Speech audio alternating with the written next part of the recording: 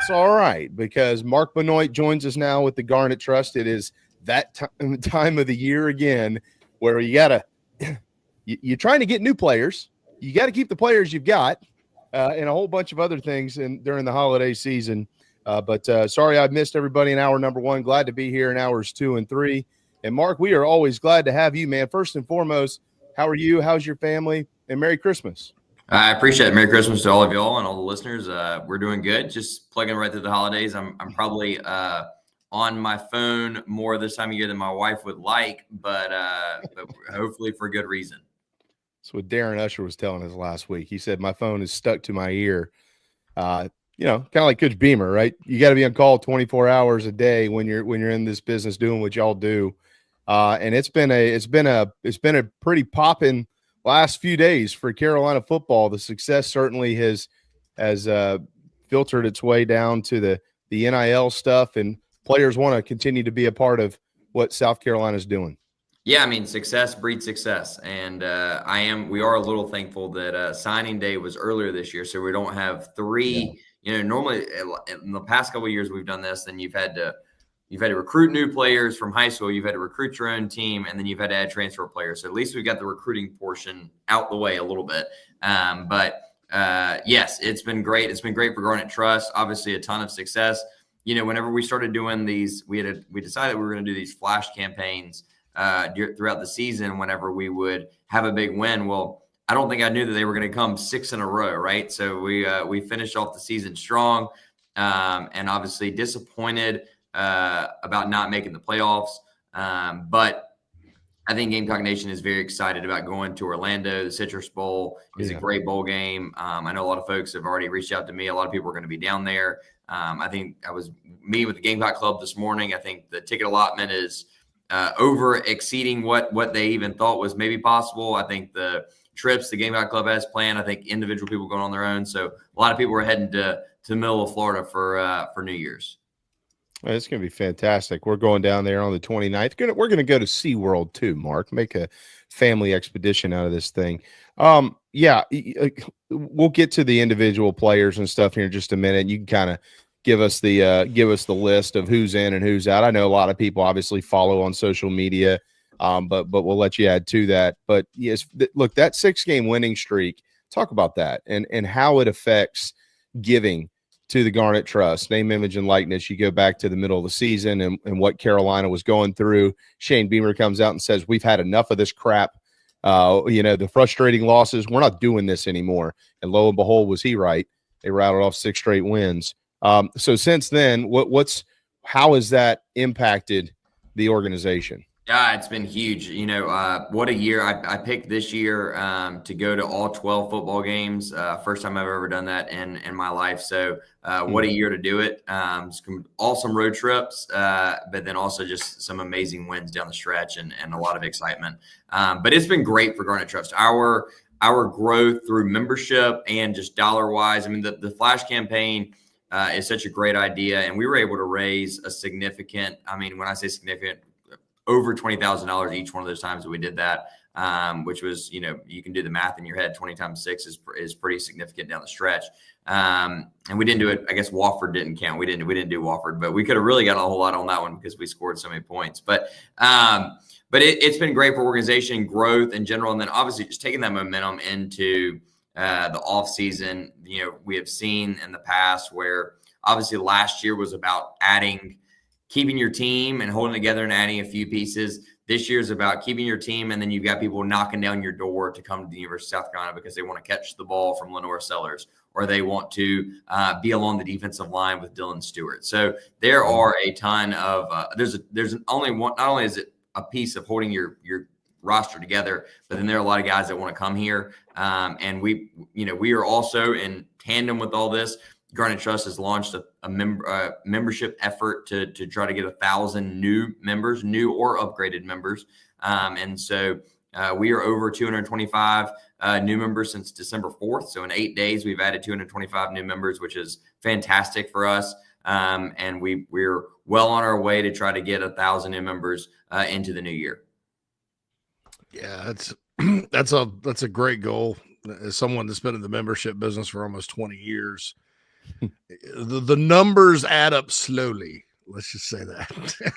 They do, and I mean, and that's the thing about it is that people are going to say all the time, you're one membership, $10 a month, whatever. You're going to say, what difference does that make?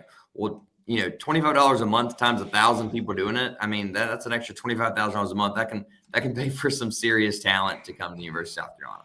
Yeah, I mean that's numerous players, So please, and everybody that joined Carolina Rise has joined Garnet Trust from the time everybody started all this.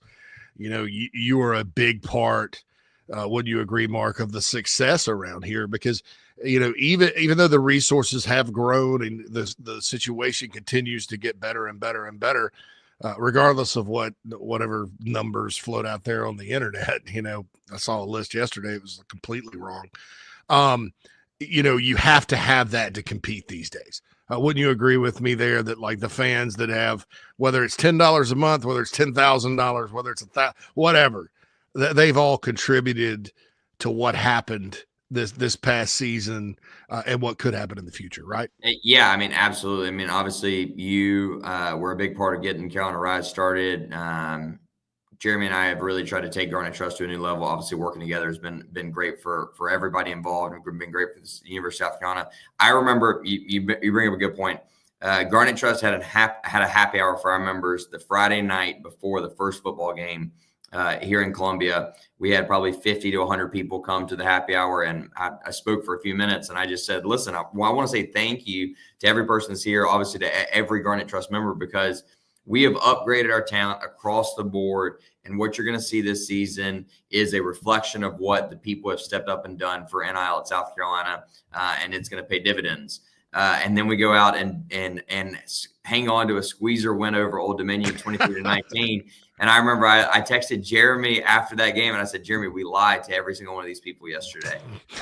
But through November 30th, and I don't feel like anybody feels that we lied to them. We absolutely had players that bought into what Coach Beamer was selling. We've obviously had fans buy into what we're selling for Garnet Trust. And it's a team effort across the board, from the Gamecock Club and the athletic department. Our state law changed over the course of the past year, which has opened up a ton of new avenues for us that people don't even probably realize. It is a glorified team effort across the board, from the Gamecock Club, the athletic department, the football staff, the basketball staff, every sport coaching staff, to evaluate the right guys. Our job is to help kind of close some of those deals, and we've been able to do that. But hats off to the entire staff. I mean, we look back at some of these guys that we added via the one that we held on to, right? And then two, that we added to the transfer portal. There's some deals out there. I will say that right now. And I think sometimes we'll see some of these flashy names, but our football staff did a fantastic job of evaluating talent and making sure that we were getting the right guys to be on our team, and that means a ton. Yeah, and I'll tell everybody, just because the resources have gotten better, I don't think that philosophy is going to change. I think there's a lot of teams out there, Mark, that spent a lot of money this past season that are going, kind of like you said, after the Old Dominion games, kind of like Dumb and Dumber. It's like, that John Denver's full of shit, man. Looking at it going, God, where are we? Mainly one in Tallahassee, Florida right now. So yeah, listen, there's one in Tallahassee, Florida. There are some folks in Oxford, Mississippi that were probably sold the idea that they were going to be for sure a playoff team. And I mean, and listen, and to be honest with you, that shows everyone how hard it is to win in this conference. It doesn't matter if there's one thing that is what I think is just so great about NIL and the transfer portal, is that the parity across the board. I mean, it is truly an NFL light situation where any team, I mean, I watched Mississippi State was within a 10-point game of Ole Miss and Georgia in the fourth quarter this year, right? I mean, and that's a team that didn't win all year. Kentucky won one conference game, and their one win was at Ole Miss. I mean, so we have done the NIL and the transfer portal combined have brought so much parity to this league. It just shows you how hard it is to win, and then also just shows you what an accomplishment it is to win 6 games in a row coming down the stretch to go 9-3. Absolutely, and I'll say this too. Like Senator Tuberville used to be the coach at Auburn. He's griping up a storm about it. We just need to go back to the time where we got 4 years to build a program and all. Well, yeah, okay, we all like that. And we're all, when this started, we were all a little uncomfortable because we're creatures of habit. But look, that didn't work out for Carolina. South Carolina, that system didn't work out for this team in this program. Tommy Tuberville wants to go back there because he would sign 25 guys. 10 of them would be unhappy, and some of them he'd sign just so they wouldn't go to another school and hold them hostage for 4 years. And eventually they start worrying about, well, now you got to be more.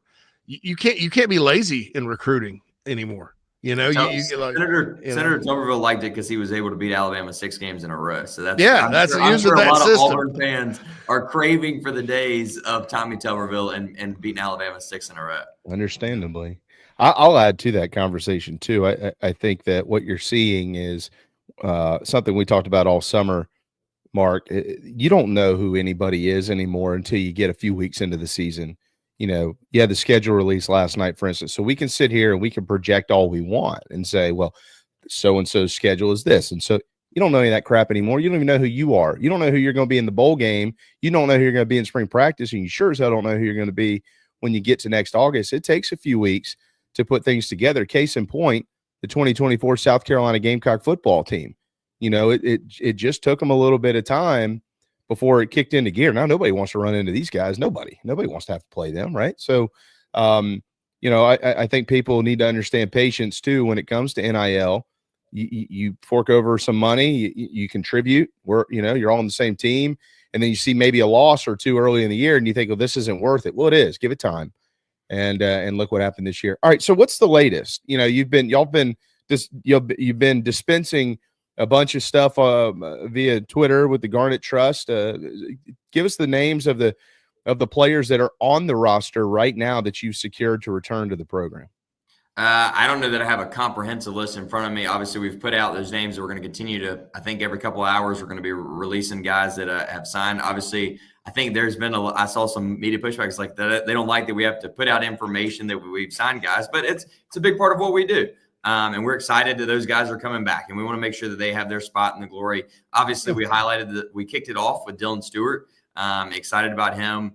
I saw that JC's post on the Big Spur got a little bit of people were worried whenever they saw his name in the subject line. Angel of death. Listen, Dylan is a great guy. He's a huge part of what building our defense is going to be around next year. We all know at South Carolina what a good pass rush can be and can do. And I'd be hard pressed to tell you I'm excited that Demetrius Knight had really good hands against Clemson, but I don't think Cape Clubman makes that play unless Dylan Stewart is breathing down after him, coming after him in that pocket. So right. He's a great player, a great person to obviously build a defense around. But we're excited. We've got some really big names that we're going to be coming down the stretch. So I don't want to give the viewers away too much information too early, but I am excited about what we've got coming back. And then obviously, look at the recruiting guys that the high school guys we brought in, the freshmen, the top 20 class, flipped a couple of, anytime that you can go into signing day and you hold on to every single person that you said you were going to have, and then you flip a couple more, and then we've got one more that's got to make a decision here down the stretch, then that's a really good day. So there's some really good high school talent coming in. Obviously got a lot of good talent remaining on the roster. Anytime you're going to see a lot of these guys or other schools, other collectives have to throw out a ton of money in the portal because they don't have a starting quarterback. They don't have a starting defensive end. And those are expensive. And somebody that you can build your defense and offense around. And we're excited that we've got some of those pieces in place. Hopefully we got to lock down a really important piece here soon. Hey, Mark, I'm not going to ask in no way, shape, or form would I ever ask you to give out specific numbers and things like that. We're a little bit smarter than that. But I am going to ask you to describe where you are now, the Garnet Trust, compared to where you were a year ago after that 5-7 season. Okay. But with the understanding for the general public, the audience, the fans of Carolina athletics, not just football, Carolina athletics, that it's really truly never enough.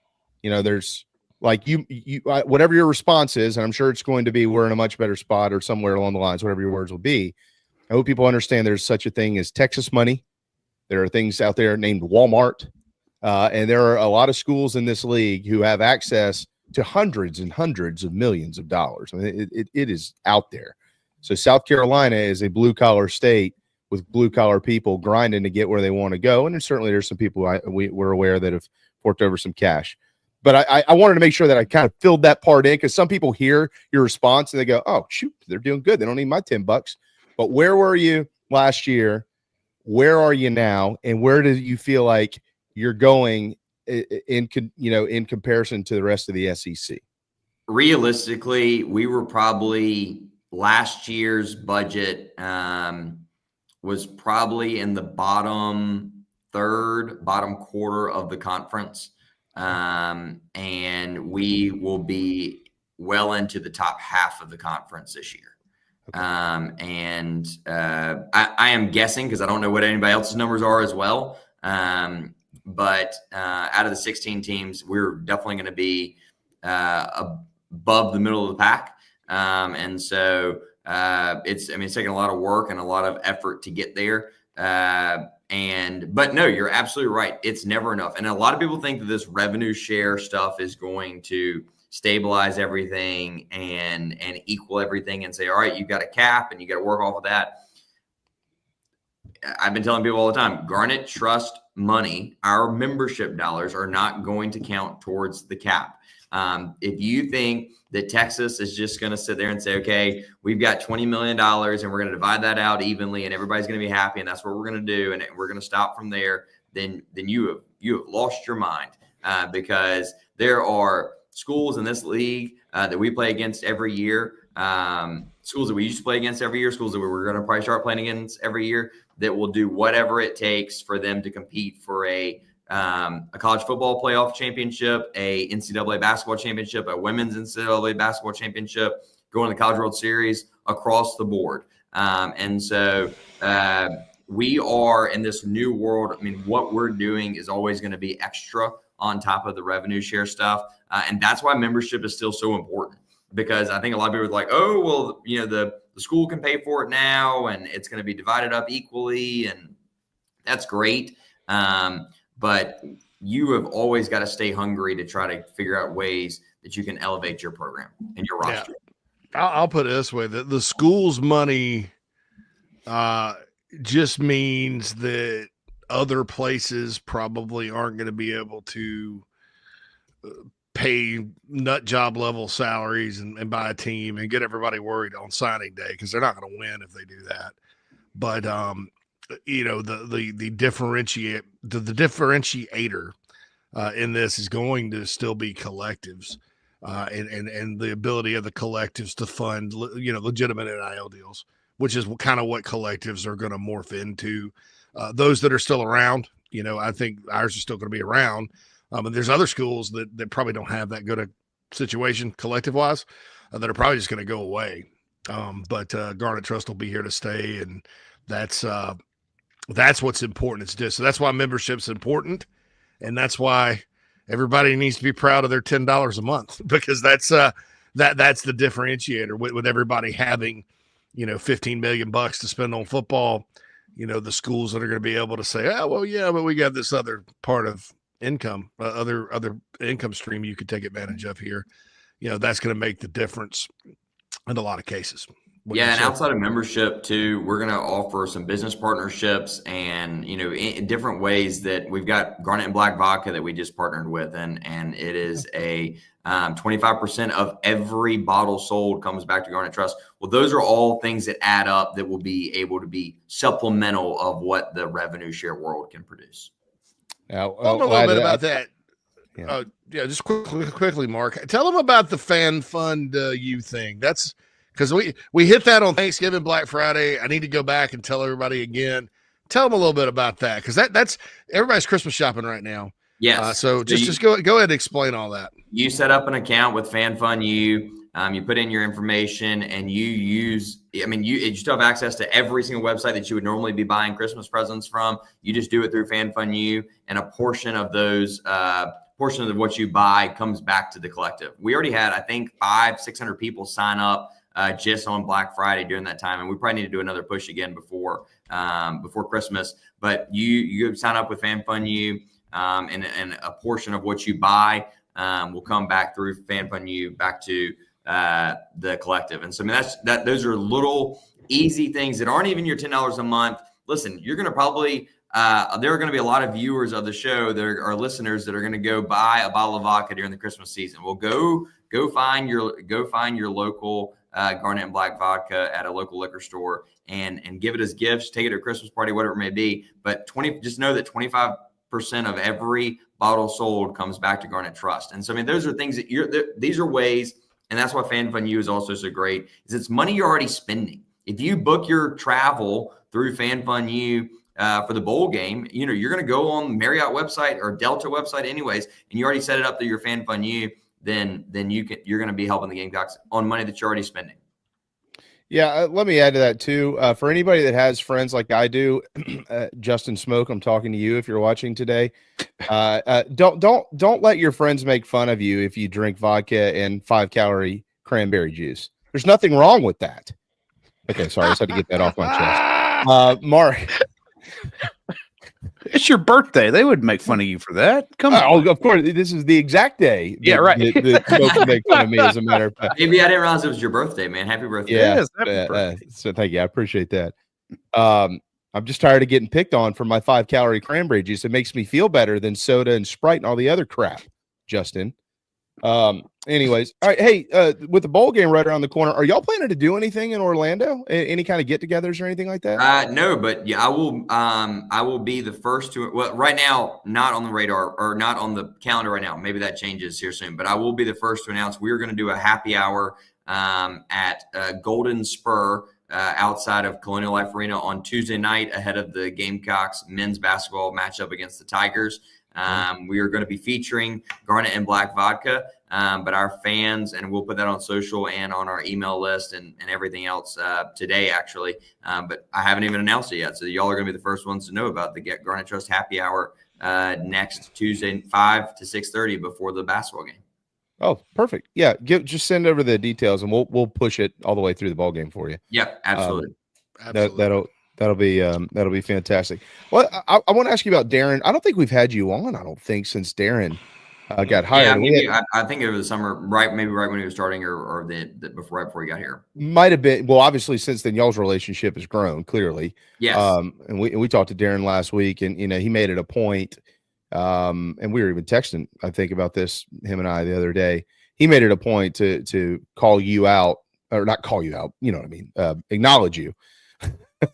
Not call you out, man. Acknowledge you and Jeremy in the work that y'all do, because there is a system, and he was explaining his end of the system to us last week as much as he possibly can, publicly certainly, but kind of give us a little bit of a peek behind the curtain on that and how you work with Darren Usher and the player personnel department over there. Clearly, Shane is involved in everything. I know that, but y'all do the grunt work and get all this stuff done. So tell us about that relationship. Yeah, I mean, the biggest thing is that obviously the coaches have to like the player, right? I mean, that's what it comes down to. I mean, we're not gonna. It's not like there have been situations, horror stories I've heard of other schools where a collective has signed a guy, and then all of a sudden the coaches decide they don't want that player, and it's like, we don't operate that way in South Carolina.